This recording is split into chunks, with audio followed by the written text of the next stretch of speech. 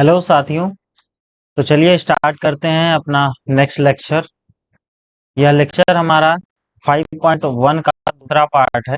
इसमें हम लोग क्वेश्चन नंबर 3 के सारे पार्ट्स को सॉल्व करेंगे तथा और भी सारे क्वेश्चन को सॉल्व करेंगे। देखिए, जो क्वेश्चन नंबर 3 है इसमें बोला ये जा रहा है, examine the following function for continuity. आपको बताना है कि आपके पास जितने भी फंक्शन हैं ये कंटिन्यूअस हैं, इनके बारे में आपको बताना है। तो सबसे पहला क्वेश्चन हम लेके चलते हैं, F x is equal to X minus 5।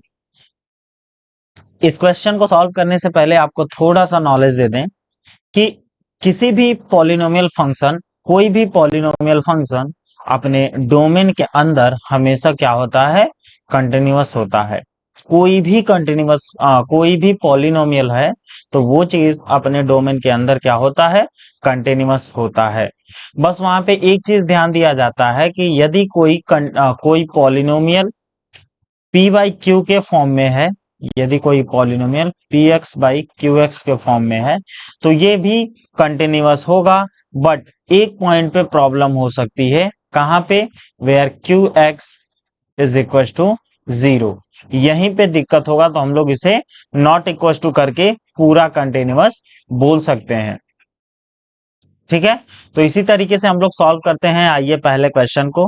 Question में दिया है एफ एक्स बराबर एक्स माइनस का 5। आपको बताना है कि क्या यह फंक्शन कंटिन्यूअस है या नहीं। तो सबसे पहले क्या करना है, ध्यान दीजिए, इस क्वेश्चन में आपको कोई भी पॉइंट नहीं दिया है जहां पर आपको बताना है कि यह कंटिन्यूअस है या नहीं। वो पॉइंट ही नहीं पता है अपने आप को। तो यदि आपके पास कोई पॉइंट नहीं पता होता है तो हम लोग उसे लेट कर लेते हैं। ठीक है, हम लोग क्या कर लेंगे, लेट कर लेते हैं। तो चलिए लेट करते हैं, लेट सी। सी हम मान लेते हैं, आप ए बी सी डी कुछ भी ले सकते हैं। तो हमने लिख लिया है let C be any real number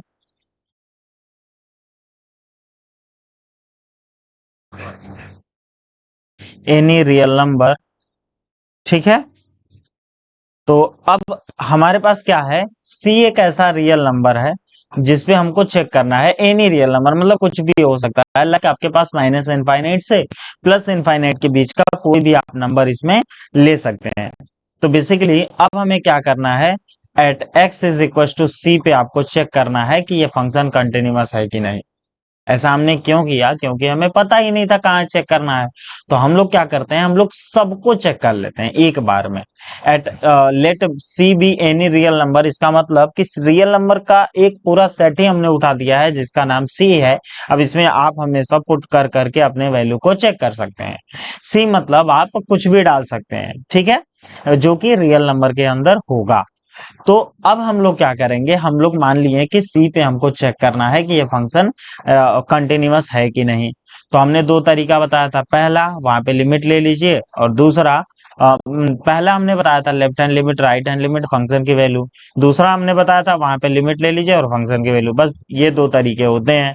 तो हम लोग दूसरे तरीके से चलते हैं, क्योंकि ये सारे क्वेश्चन जितने भी आगे से 4-5 क्वेश्चन हैं आपके बुक में एनसीईआरटी के अकॉर्डिंग, पिछले 10 साल से आज तक कोई भी इतने अंदर के क्वेश्चन अभी तक बोर्ड में नहीं आया है। एक दो क्वेश्चन एक दो नंबर में गलती से आ जाते हैं।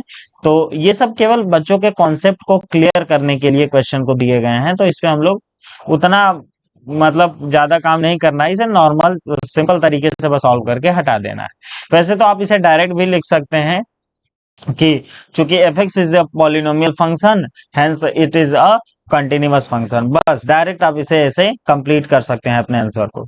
लेकिन चूंकि हमें करके दिखाना है, सॉल्यूशन करना है, तो उसके लिए हम करते क्या है, एक सी लेट कर लेते हैं। ये सी हो सकता है, ए हो सकता है, के हो सकता है, अपनी इच्छा अनुसार आप कुछ भी लेट कर सकते हैं।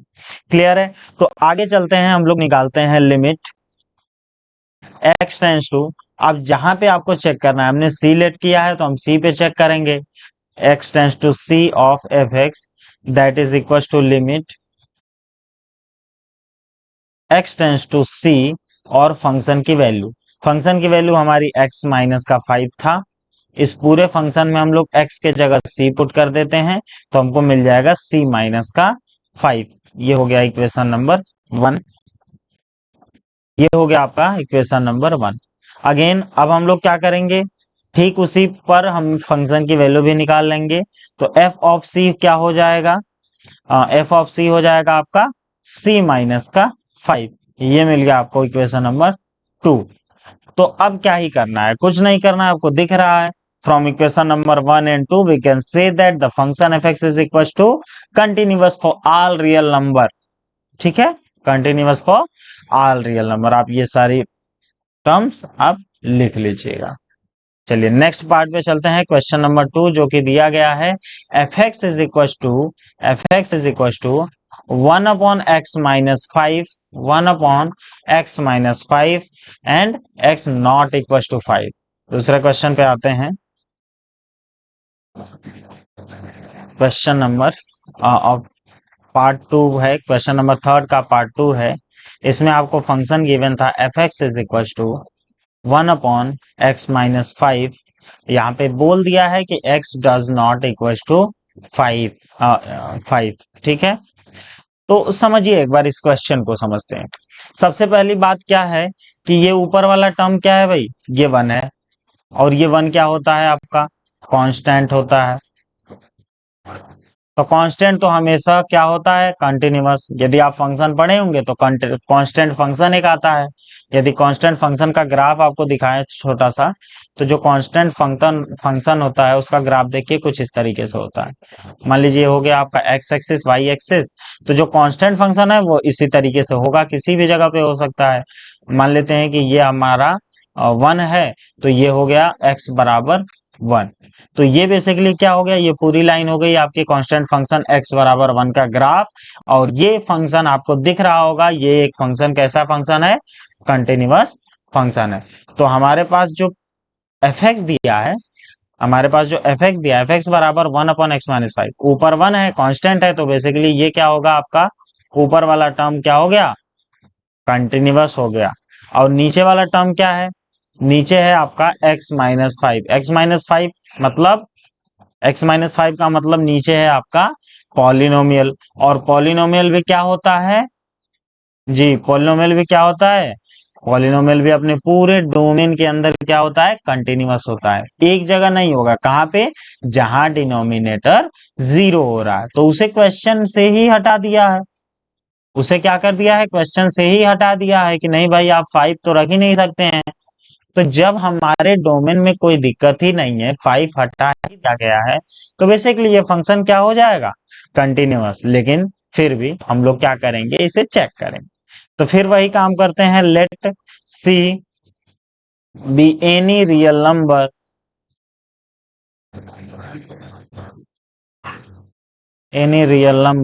Where C does not equal to 5। ये ध्यान जरूर रखिएगा, where C is not equal to 5। C 5 नहीं हो सकता है। अब इसके बाद आपको क्या कर लेना है? अब इसके बाद आपको क्वेश्चन को सॉल्व करना है। तो कैसे करेंगे? फिर वही काम, लिमिट लीजिए। लिखिए लिमिट x टेंस टू कहां पे? c पे।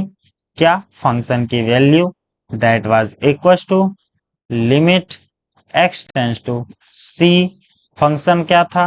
1 upon X minus 5, 1 upon X minus 5। This is equal to limit. अभी लिमिट को लगा देते हैं, लिमिट हटा लिया जाएगा। Is equal to C minus का 5। ये आ गया सी माइनस 5। अब चूंकि हमारा सी 5 हो नहीं सकता, तो इसका मतलब ये इनफाइनाइट नहीं है। सी 5 नहीं है तो ये इनफाइनाइट भी पूरा 1 अपॉन सी माइनस 5 पूरा इनफाइनाइट नहीं है। ये एक फाइनाइट नंबर है, तो इस ये एग्जिस्ट करेगा, ये एग्जिस्ट करेगा। तो ऐसे ही अब हम निकालेंगे फंक्शन की value f of c that is equal to 1 upon c minus 5। बस अब हम लोग क्या कर सकते हैं? वही चीज जो पीछे पढ़े थे। From equation number 1 and 2, from equation number 1 and 2 the function F x is equal to 1 upon X minus 5 is continuous, is continuous at all real number, at all real number except x is equal to 5, except x is equal to 5। बस इसी तरीके से हमको सारे parts को solve कर लेना है। चलिए दोस्तों, अब हम लोग आते हैं अपने क्वेश्चन नंबर 3 के थर्ड पार्ट पे। देखिए थर्ड पार्ट है क्या? थर्ड पार्ट आपका बोल रहा है F x is equal to X square minus का 25 अपॉन में X plus 5, X square minus का 25 अपॉन में एक्स प्लस 5। ओके, तो क्वेश्चन है आपका थर्ड पार्ट क्या था? F x is equal to X square minus का 25 अपॉन में आपका x प्लस में 5। यहाँ पे एक बात बोल दिया है कि x नॉट इक्वल टू कितना, माइनस का 5। अब देखिए क्वेश्चन को तो खुद ही बता दिया है कि कंटिन्यूअस है। क्वेश्चन खुद ही बता रहा है कि ये फंक्शन कैसा है, कंटिन्यूअस है। कैसे? बेसिकली हमको क्या पता है कि ये ऊपर पॉलिनोमियल है, ऊपर क्या है भाई, पॉलिनोमियल है ना, नीचे क्या है, पॉलिनोमियल है। तो पॉलिनोमियल और पॉलिनोमियल दोनों का जो डोमेन होता है, इसका भी रियल नंबर, इसका भी रियल नंबर, तो ये भी आप अपने पूरे डोमेन में कंटिन्यूअस है, ये भी अपने पूरे डोमेन में कंटिन्यूअस है। बट हाँ, इन दोनों को प्रॉब्लम कहाँ है, जहां भी x प्लस 5 क्या हो जाए, जीरो। जहां पे x प्लस 5 जीरो हो जाए, इसका मतलब x माइनस 5 पे इस जगह पे दिक्कत है। अगर ये -5 हम x के बराबर कर देते हैं तो ये पूरा टर्म आपका इनफाइनाइट बन जाएगा। क्लियर है? नॉन डिफाइंड हो जाएगा। अब वो नॉन डिफाइंड है तो वहीं पे केवल अपने को दिक्कत है। लेकिन क्वेश्चन की चालाकी देखिए, क्वेश्चन वाले की, जिसने भी क्वेश्चन बनाया है उसने फिर पहले ही बोल दिया है कि x तो आपको लेना ही नहीं है -5। बेसिकली हमको क्या पता चल रहा था कि क्वेश्चन को -5 पे प्रॉब्लम है, लेकिन क्वेश्चन में -5 लेना ही नहीं है, इसका मतलब प्रॉब्लम ही नहीं है, इसका मतलब कि प्रॉब्लम ही नहीं है। तो बेसिकली ये फंक्शन कैसा हो गया, कंटिन्यूअस। लेकिन हम लोग क्या करेंगे, हम लोग इसे चेक करेंगे। चेक करने का तरीका, लिमिट ले लेंगे कहाँ पे, एक मिनट हम लोग करते क्या, सबसे पहले तो लेट कर लेंगे, लेट करेंगे, लेट, और भाई सी ले लीजिए, के ले लीजिए अपने मन से, C be any real number, sorry, C be any real number, ठीक है, where where C not equal to minus का 5। सी क्या नहीं होना चाहिए, सी आपका -5 नहीं होना चाहिए। ये तो क्वेश्चन में ही बोल दिया था, क्योंकि -5 लेंगे तो अनडिफाइंड हो जाएगा, फंक्शन ही डिफाइंड नहीं होगा, तो ये चीज दिक्कत हो जाएगी। तो अब हम लोग करना क्या है, लिमिट निकाल लेंगे। Limit x tends to c where for f(x) that is equal to limit x tends to c, and हमको क्या पता है फंक्शन की value, function is x square minus का 25 अपॉन में x प्लस 5। अब क्या कर देंगे, इसमें लिमिट अप्लाई करेंगे। लिमिट अप्लाई करने पे हमको दिख रहा है कि ये बन जाएगा आपका सी स्क्वायर माइनस का 25 अपॉन में c प्लस 5। यदि थोड़ा बहुत कैलकुलेशन किया जाए तो इसे हम लोग लिख सकते हैं सी स्क्वायर माइनस का 5 का स्क्वायर अपॉन में c प्लस में 5। और यदि हम इस चीज को ऐसे लिख सकते हैं तो ये एक आइडेंटिटीज यहाँ लग जाती है। आइडेंटिटीज हम साइड में लिख देते हैं। जो आइडेंटिटी लग रही है, आइडेंटिटी आपकी लगेगी ए स्क्वायर माइनस का b square that is equal to a plus b, and again in next bracket a minus b. तो इस आइडेंटिटी का हम लोग यूज करेंगे तो क्या बन जाएगा, ये पूरा टर्म आगे हम नेक्स्ट लाइन में लिख रहे हैं, दिस इज सी माइनस का 5 एक ब्रैकेट में और सी प्लस वाला 5 दूसरे ब्रैकेट में, एंड अगेन नीचे हमारा पहले से ही सी प्लस में 5 था, तो ये और ये टर्म आपस में कैंसल आउट हो जाएगा, तो ओवरऑल हमको मिलेगा c माइनस में 5। इसको इक्वेशन नंबर 1 कर लेते हैं। ये हमारा लिमिट की वैल्यू हो गई। दूसरा काम क्या किया जाता है भाई? दूसरा हम लोग निकालते हैं फंक्शन की वैल्यू f ऑफ c। तो f ऑफ c भी निकालेंगे तो सेम ही आएगा। क्यों? क्योंकि डोमेन से तो जो प्रॉब्लम वाली चीज थी उसे हटा दिया गया है।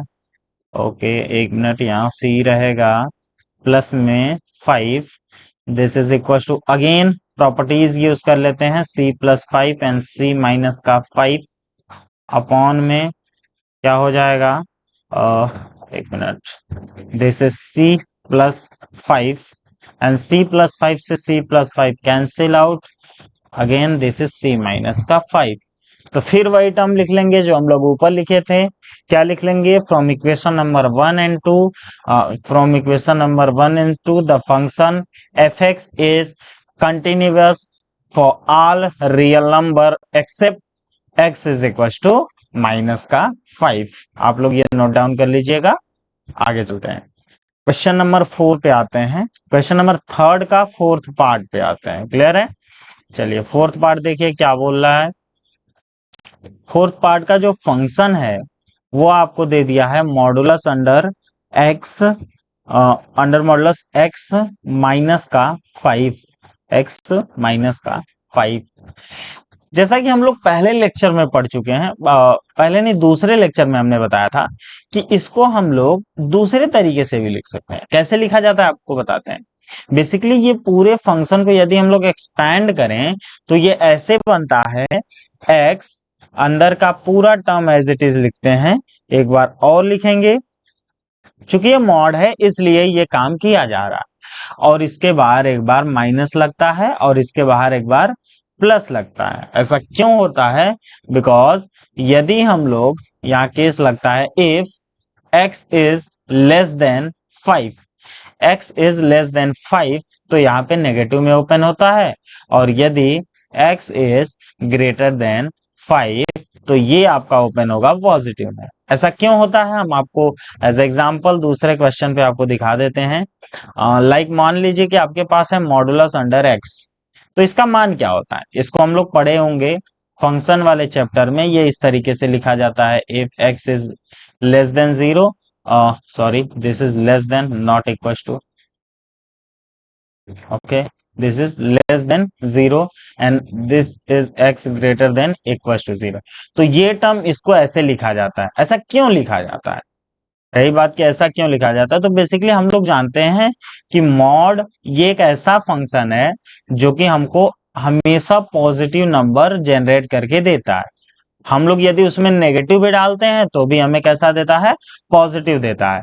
तो जब हम लोग नेगेटिव डालते हैं तो ये मॉड हटके अपने ऑटोमेटिक माइनस बन जाता है, और ये वाला माइनस और जो आप माइनस दिए रहते हैं वो दोनों मिलके क्या बन जाता है भाई? पॉजिटिव। तो ओवरऑल हमको आंसर कैसा मिल जाता है?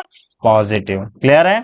चलिए, तो इसी तरीके से ये फंक्शन को हम लोग ऐसे ओपन कर सकते हैं, और यदि आप ऐसे ओपन कर लिए हैं तो अब आप left hand limit, right hand limit और फंक्शन की वैल्यू से भी लगा सकते हैं, और डायरेक्ट वाले क्वेश्चन जो आसान तरीका बताया जा रहा है उससे भी आप लगा सकते हैं। तो इसमें भी हम लोग क्या करेंगे, कुछ टर्म्स को लेट कर लेंगे। क्या लेट करेंगे? k को मान लीजिए, c को मान लीजिए, कुछ भी मान सकते हैं। ठीक है, यहाँ पे भी आप कुछ भी मान सकते हैं, या आपके पास अब चूंकि हमने इस फंक्शन को एक्सपैंड कर लिया है तो अपने पास दो ऑप्शन है। दूसरा ऑप्शन क्या है? दूसरा ऑप्शन ये है कि हम लोग at x is equal to 5 पे भी पूरे क्वेश्चन को चेक कर सकते हैं। अच्छा, हम लोग 5 पे ही क्यों चेक करेंगे? बिकॉज हमने पिछले क्वेश्चन बताया था कि कोई भी फंक्शन अपने डोमेन में क्या होता है? हमेशा के लिए कंटिन्यूअस होता है।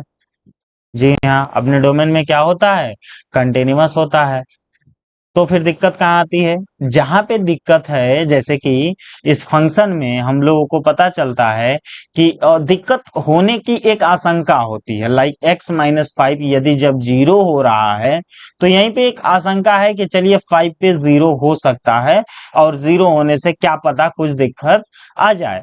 तो हम लोग किस पे ट्राई करते हैं? 5 पे। क्यों? क्योंकि यहाँ पे एक शक है। क्लियर है? 5 पे हमें प्रॉब्लम है, तो इसलिए हम लोग ट्राई करते हैं 5 पे, लेकिन जरूरी नहीं। बिकॉज ये क्या है, ये मॉड है। और हम लोग चैप्टर नंबर 1 में क्लास 11th में पढ़े होंगे, चैप्टर नंबर 2 में, कि आपको पता होगा कि मॉड फंक्शन का ग्राफ कैसे बनाया जाता है। चलिए आइए आपको दिखाते हैं। वैसे ये सारे फंक्शन का ग्राफ और अच्छे से फंक्शन का डेफिनेशन आपको मिल जाएगा हमारे लेक्चर पे। फर्दर आप वेट करिए कुछ समय के लिए। ये रहा आपका, मान लीजिए एक्स एक्सिस, वाई एक्सिस, और इसमें जो हमारा ग्राफ बन के आता है, हम बना रहे हैं मॉड ऑफ एक्स का। ये देखिए एक बार, मॉड एक्स का ग्राफ होता है कुछ इस तरीके से और कुछ इस तरीके से। ये ओवरऑल आपका मिल गया है मॉड एक्स, ये 0 पे ओरिजिन पे टच करता हुआ जाता है। तो बेसिकली ये ग्राफ यहां से स्टार्ट होता है और यहाँ पे डायरेक्ट इस तरीके से बन के चला जाता है। ये जो स्लोप है ये 45 डिग्री का इंक्लिनेशन के साथ बन के जाता है। तो ओवरऑल इधर भी 45। तो बेसिकली ये आपका मॉड ऑफ एक्स है। तो इस ध्यान से देखिए, कहीं भी आपका कहीं भी ब्रेक नहीं हुआ है फंक्शन। ओवरऑल हम यहां से स्टार्ट किया और एंड तक इसे एक बार में ड्रॉ कर सकते हैं। तो इसलिए ये फंक्शन कैसा हो गया है, कंटिन्यूअस। चलिए एक बार मॉड एक्स माइनस 5 का भी ग्राफ आपको दिखा लेते हैं। मॉड ऑफ एक्स माइनस 5 का ग्राफ आपको दिखाते हैं। क्लियर है, ध्यान दीजिए। लाइक मान लीजिए अपने पास तो ये रहा एक्स एक्सिस और ये रहा y axis. X axis y axis में यदि मॉड एक्स माइनस 5 बनाया जाए, एक्स माइनस 5, तो सबसे पहले तो ध्यान दीजिए कि ये एक्स माइनस 5 या फिर ये फंक्शन जीरो कब हो रहा है, जीरो कब हो रहा है, इसको हम इधर करके दिखाए थे। जीरो कब हो रहा है, जब एक्स की वैल्यू हम क्या पुट कर रहे हैं, 5। इसका मतलब कि यहां से काउंट करेंगे 1 2 3 4 5। यहाँ पे फंक्शन का ये वाला पॉइंट आएगा, यहाँ पे 5 पे फंक्शन का ये वाला पॉइंट आएगा जहां पे फंक्शन जीरो करेगा। एंड अगेन उसके बाद फिर क्या होगा, नथिंग, उसके बाद कुछ नहीं होगा। उसके बाद आप सिंपल 45 डिग्री लगाइए और पूरे ग्राफ को ड्रॉ कर दीजिए। क्लियर है, तो ये हो गया आपका x माइनस 5। ये क्या हो गया आपका, x माइनस 5 विथ मॉड। तो ये आपका x माइनस 5 का मॉड हो गया, ये हो गया नॉर्मल x का मॉड। तो अब आपको इससे चेक करना है, खुद से चेक करिए, लगाइए, देखिए आ रहा है कि नहीं। यदि आपसे कोई दिक्कत होती है, इस क्वेश्चन का सॉल्यूशन नहीं बन पाता है, तो कृपया आप हमें कमेंट कर सकते हैं। कमेंट करिए चैनल पे, बाकी हम लोग आगे अवश्य इसको पढ़ेंगे। चलिए साथियों, क्वेश्चन नंबर 4 को भी तुरंत हम लोग कर लेते हैं। तो फर्दर अपने पास हमको क्वेश्चन में गिवन है कि f x is equal to x to the power n, ये हमारा फंक्शन है और हमें प्रूव करना है कि ये कंटिन्यूअस है at x is equal to n, at x is equal to n. X is equal to n मतलब ए बराबर एन। ए की वैल्यू क्या गिवन है, n, where n is positive integer. N क्या है हमारा, पॉजिटिव है। चलिए एन पॉजिटिव है तो ए भी पॉजिटिव होगा बेसिकली, बस। अब हमको बताना है कि ये जो फंक्शन है ये कैसा है भाई, कंटिन्यूअस। करना क्या है, सिंपल काम, लिमिट लगाइए। लिमिट कैसे लगाते हैं, आइए फिर से बताते हैं आपको। जो भी डाउट है, लिमिट एक्स टेंस टू किस जगह पे, एन पे। क्यों, क्योंकि पॉइंट दिया था भाई, लेट करने की क्या जरूरत है, कोई नहीं। तो ये लगाएंगे function that is equal to limit x tends to n पर फंक्शन की वैल्यू। क्लियर है, और फिर एन के एक्स के जगह एन को पुट कर देंगे, इसका मतलब लिमिट लगा देंगे। तो लिमिट लगाएंगे तो हमें मिल जाएगा n to the power n, n to the power n. ये हमारा इक्वेशन नंबर 1 आता है। अगेन हम लोग निकालते हैं फंक्शन की value f of n. F of n हमें दिख रहा है, क्या है, एन के पावर एन, डायरेक्ट हमको दिख रहा है एन के पावर एन।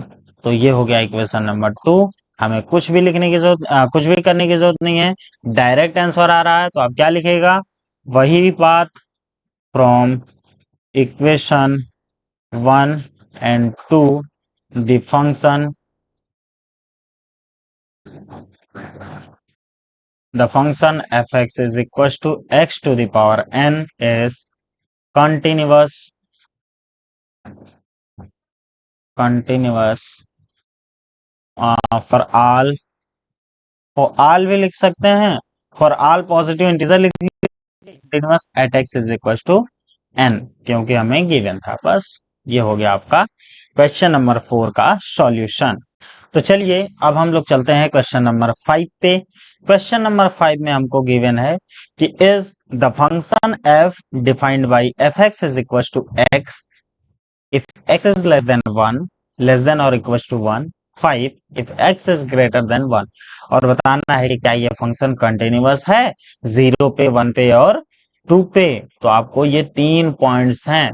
इसका मतलब बेसिकली इस क्वेश्चन को 3 बार आपको सॉल्व करना है। कैसे भाई 3 बार सॉल्व करना है, आइए दिखाते हैं। सबसे पहले तो हम लोग सॉल्व करेंगे for at x is equal to 0 के लिए एक बार। अब इसके लिए हमें 3 काम करना होगा, left hand limit, right hand limit और फंक्शन की वैल्यू। अच्छा यहाँ ध्यान दीजिएगा, यहाँ हम आपको ये बताएंगे कि आप पहले मेथड लगाइएगा, left hand limit, right hand limit, function की वैल्यू, ये तीनों काम आप करने का प्रयास करिएगा। ऐसा क्यों है, इसका एक रीजन है। रीजन ये है कि यहाँ पे फंक्शन की वैल्यू 2 है।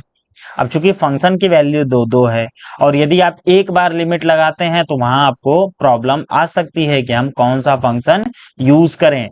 तो इसके लिए आप हमेशा कोशिश करिए कि क्या लगाएं, left hand limit, right hand limit और फंक्शन की वैल्यू। तो चलिए आइए इस क्वेश्चन को जल्दी से कर लेते हैं at x is equal to 0 पे, बाकी आपको 1 और 2 पे खुद से करना होगा।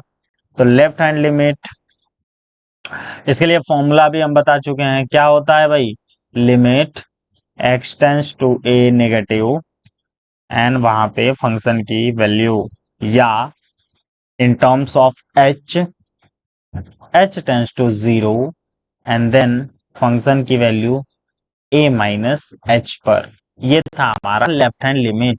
आइए इसको लगाते हैं लेफ्ट हैंड लिमिट निकालने के लिए।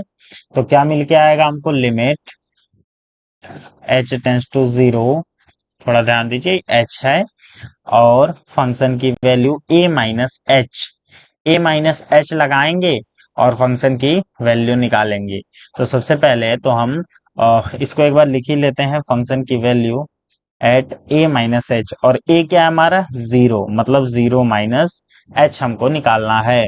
तो लिमिट ऑफ 0 माइनस एच कैसे निकलता है, आपको बता चुके हैं। जो भी फंक्शन है x के जगह ये पूरा ब्रैकेट उठा के पुट कर दीजिए। अब यहाँ आपको थोड़ा ध्यान देने वाली बात है, जो कि हम पिछले लेक्चर में भी बता चुके हैं। क्या बताए थे आपको, कि ये लिखा है 0 माइनस एच। 0 माइनस एच का मतलब ये है आपका x का वैल्यू। क्या है भाई, x की वैल्यू। अब आपको बताना है क्या 0 से h को कम करेंगे तो वो 1 से ज्यादा होगा या 1 से कम होगा। ऐसा क्यों, यहाँ पे ध्यान दीजिए। यहाँ पे हम डायरेक्ट कोई भी फंक्शन लेके क्वेश्चन को सॉल्व नहीं कर सकते हैं। यहाँ पे कंडीशंस है और वो कंडीशन अप्लाई करना आना चाहिए आपको। कंडीशन को ध्यान से पढ़िए। ये लिखा है 0 माइनस एच, मतलब 0 में से भी हम कुछ कम कर रहे हैं। 0 में से कुछ कम करने का मतलब माइनस में आंसर आएगा, और माइनस क्या होता है, 1 से छोटा। 1 से छोटे के लिए फंक्शन कौन सा यूज करेंगे, 1 से छोटे के लिए फंक्शन हम यूज करना है x। तो बेसिकली यहाँ पे ओवरऑल आएगा x, लेकिन चूंकि हमको f ऑफ 0 माइनस एक्स निकालना था, इसका मतलब कि इस पूरे x के जगह हम क्या पुट कर देंगे, 0 माइनस का h, और उसके बाद अगेन लिमिट को अप्लाई किया जाएगा। और जैसे ही लिमिट अप्लाई करेंगे हमको पता चलेगा आंसर ही 0 है। आंसर ही क्या है भाई, आंसर ही 0 है। क्लियर है। चलिए अब आगे आते हैं, निकालते हैं राइट हैंड लिमिट RHL, जिसे हम लोग राइट हैंड लिमिट कहते हैं। आपको राइट हैंड लिमिट निकाल के दिखाते हैं। चलिए राइट हैंड लिमिट के लिए भी आपको जो फॉर्मूला था वो हम पिछले क्लास में बता चुके हैं, लेकिन हाँ हम फिर भी बताते हैं एक बार और। ये फॉर्मूला था limit x tends to a positive and then उस जगह पे फंक्शन की value and in terms of h this is limit h tends to 0 and function of a plus का h। तो ये हो गया आपका पूरा फॉर्मूला। एंड यदि आप RHL निकालते हैं और अपनी सारी वैल्यू को पुट करते हैं तो हमारे पास s टेंस टू 0 है और फंक्शन में a के जगह भी पुट करना होगा आपको 0 प्लस का h, 0 प्लस का h। अब यहां ध्यान रखिएगा, यहां था 0 माइनस h, मतलब 0 से और कम, तो हमने फंक्शन यूज किया है x का। अब आप बताइए कि यहां है 0 प्लस का h, मतलब 0 से थोड़ा सा ज्यादा। h क्या होता है? Infinitely small positive number, infinitely small positive number. तो अब आपको बताइए कि 0 प्लस h क्या होगा? 0 से थोड़ा सा ज्यादा, 0 से बहुत ज्यादा नहीं होगा, 0 से थोड़ा सा ज्यादा। तो क्या बताइए कि ये अभी भी 1 से कम है या नहीं? हाँ, ये क्या है? अभी भी 1 से कम है। और 1 से कम के लिए फंक्शन फिर हमें क्या यूज करना है? x। तो इसका मतलब कि ये बन के आएगा लिमिट h टेंड्स टू 0, और यहां हमको यूज कर लेना है 0 प्लस h। और यदि आप लिमिट लगाते हैं तो this is equal to again 0। Question number 2। अब आपके पास आ चुका है left hand limit, right hand limit. तीसरा काम क्या होता है भाई? तीसरा काम आपका क्या होता है? तीसरा काम हम लोग करना होता है फंक्शन की वैल्यू निकालना। आइए उसे भी यही निकाल लेते हैं, फंक्शन की वैल्यू को। फंक्शन की वैल्यू कैसे निकालते हैं? एक मिनट। फंक्शन की वैल्यू, चलिए फंक्शन की वैल्यू यही निकाल देते हैं। चूंकि हमारे पास जो फंक्शन था F x is equal to, अपने पास था x एंड 5, कंडीशन था x लेस देन 1, और ये कंडीशन था x is greater than 1। Clear है? अब यदि हमको निकालना है f ऑफ 0, तो आप सोचिए, फिर यहां ध्यान दीजिएगा, ये है आपकी x की वैल्यू। तो आप बताइए क्या यह 0 जो है 1 से छोटा है या 1 से बड़ा है? जी हाँ, 1 से छोटा है। अगर अगर 1 से छोटा है तो फंक्शन कौन सा यूज करना है? x वाला। फंक्शन कौन सा x यूज करना है? x वाला। और x के जगह क्या पुट कर देंगे आप? 0। तो आंसर क्या आएगा? 0। तो ये भी आपका इक्वेशन नंबर 3 आपका बन चुका है। अब हमको दिख रहा है from all equation number 1, 2 and 3 we can see that these left hand limit, right hand limit function की value at the point of 0 are equal. It means this function fx is continuous at x is equal to 0। ये आप लिख लीजिएगा। अब आपके पास है x is equal to 1, x is equal to 2। इसे आप खुद से ट्राई करिए, और बाकी यदि कोई दिक्कत आता है तो इसे हम लोग अगले नेक्स्ट लेक्चर में कवर करेंगे। Thank you, bye bye.